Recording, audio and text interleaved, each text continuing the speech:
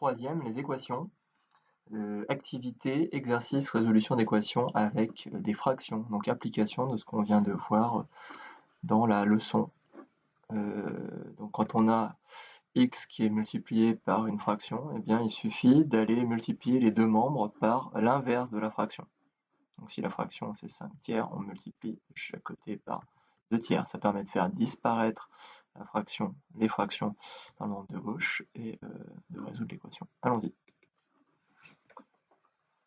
Donc ici, qu'est-ce qui me pose problème? Ce qui me pose problème, c'est le 2 tiers.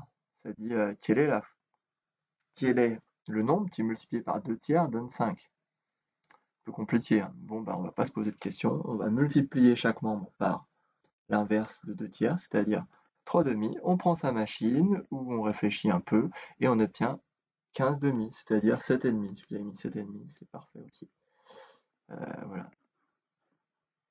Très simple, hein, très rapide, vraiment, vraiment.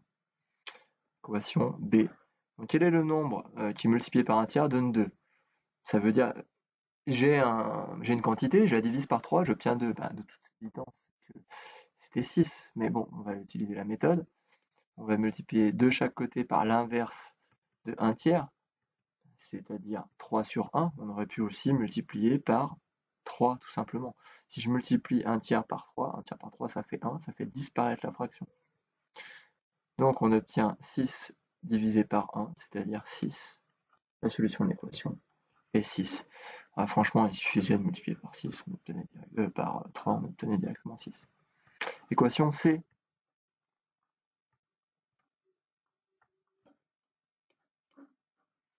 Donc là, faites attention, c'est 2 tiers, mais en fait non, c'est pas 2 tiers, c'est moins 2 tiers. Donc je vais multiplier chaque membre par moins 2 tiers. Ou alors, je dis je le passe de l'autre côté, d'accord?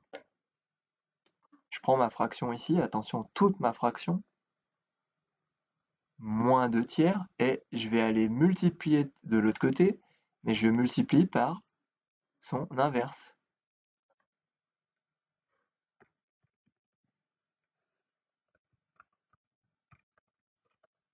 De la fraction. Alors après, on pourrait aussi dire, je divise par la fraction. Là, elle multiplie, je divise. Diviser par une fraction, ça revient à multiplier par son inverse. C'est ça l'idée. Je pourrais diviser 2 par moins 2 tiers, mais diviser par moins 2 tiers, ça revient à multiplier par l'inverse. Programme de quatrième. La machine fait très bien les choses, mais aussi on pourrait dire, là je peux simplifier par 2, donc il reste moins 3. La solution de l'équation est moins 3.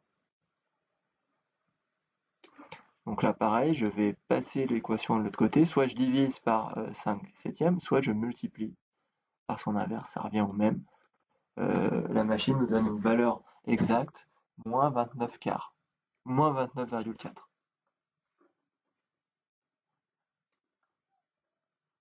La E, donc bien prendre en compte le signe, on va aller multiplier moins 12 par l'inverse de la fraction, moins 11 sixièmes, et on obtient, faut prendre sa machine, on obtient exactement 22.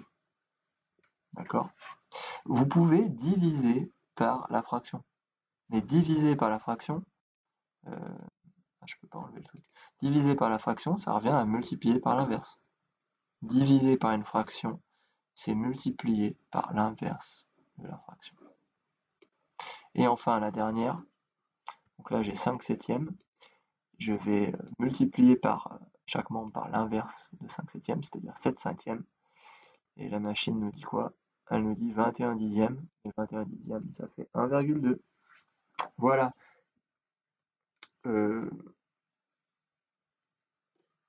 J'espère que vous n'avez pas passé trop de temps là-dessus, parce que c'est des choses relativement simples. On en refera, mais bon, c'est pas les fractions, je sais que pour certains c'est un peu le cauchemar, mais c'est pas ce qu'il y a de plus important dans le chapitre, d'accord? Loin de là. Il y a vraiment d'autres choses beaucoup plus importantes. Je vous remercie.